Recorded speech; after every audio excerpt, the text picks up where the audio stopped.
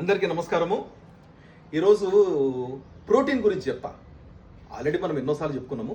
Protein అనేది మన బాడీకి చాలా అవసరము. అది మన బాడీకి ఫ్యూయల్ లాగా పనిచేస్తుంది. ప్రోటీన్ ఓన్లీ బాడీ బిల్డర్స్ మాత్రమే తీసుకోవాలి అనుకోవడం ఒక అపోహ. 40 years దాటినాక మనకు మజిల్ వేస్టింగ్ స్టార్ట్ అవుతుంది. అంటే మన కండరాల క్షీణత స్టార్ట్ అవుతుంది. కాబట్టి ప్రతి వాళ్ళకు కూడా ప్రోటీన్ తీసుకోవాలి.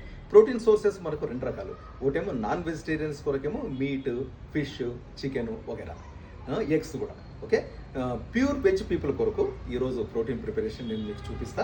తర్వాత అందులో ముఖ్యంగా రాజ్మా, శనగలు, పెసర్లు, తర్వాత అలసందలు, తర్వాత బఠానీలు, తర్వాత కాబూలి చెనే, వేరుశనగ పప్పులు, వీటితో పాటు ఫ్లాక్స్ సీడ్స్ కలుపుతున్నాం.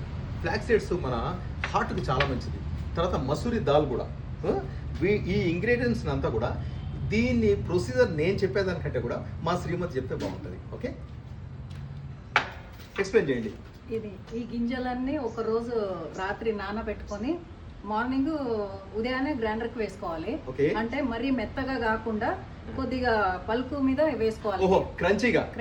సరే. అయితే తర్వాత ఇందులో కొబ్బరి, పచ్చిమిర్చి, ఉల్లిగడ్డ, వామ, జీలకర్ర, తర్వాత కరివేపాకు, కొత్తిమీర, లాస్ట్ కు ఈ నువ్వులు యాడ్ చేయాలి. నువ్వుల వల్ల మనకి కాల్షియం, రిచ్ కాల్షియం ఉంటది, బోన్స్ స్ట్రాంగ్ అవుతాయి. ఓకే, ఉప్పు లాస్ట్ కు ఉప్పు యాడ్ చేసి వడలు వేసుకోవాలి. వడలేమో ఇలా తయారైతాయి. ఎందుకు మనకు ఇడ్లీ, దోశ, వడ అలవాటు బాగా కాబట్టి వీటిని నానబెట్టుకొని ఉడకబెట్టుకొని తినడం మనకి ఇబ్బంది కాబట్టి వడలు చేసుకొని క్రంచిగా ఎంజాయ్.